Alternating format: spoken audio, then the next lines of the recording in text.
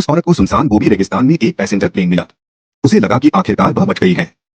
लेकिन जब वह अंदर गई तो उसने देखा कि यह एक टूटा हुआ प्लेन था जिसे कई सालों से छोड़ दिया गया था। उसमें कुछ भी काम की चीज नहीं हो सकती थी।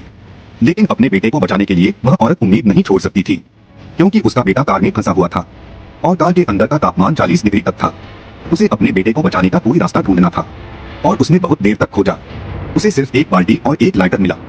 जैसे ही उसने लाइटर देखा, उसे बचने का एक तरीका सूझा। उसने प्लेन से एक टायर नीचे फेंका, फिर उसने उसे आग लगा दी। पता चला कि वह धुएं का इस्तेमाल करके बचाव टीम को अपनी ओर खींचना चाहती थी। फिर वह बाल्टी लेकर वहां से चली गई, क्योंकि उसे याद आया कि पास में ही एक छोटा सा गड्ढा था।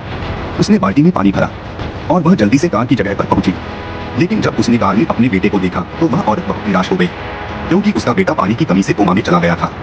वह जल्दी से कार की छत पर चढ़ गई। उसने सारा पानी कार के नीचे डाल दिया ताकि कार के अंदर का तापमान कम हो सके। लेकिन इससे कोई फायदा नहीं हुआ। कार में उसका बेटा अभी भी कोमा में था।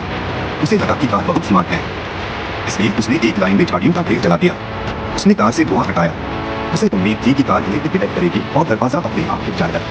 नतीजा यह हुआ कि जो बाहरी सर्कुलेशन सिस्टम पहले से चालू था वह अपने आप बंद हो गया। उसका बेटा कार में दम घुटने से मर गया होगा।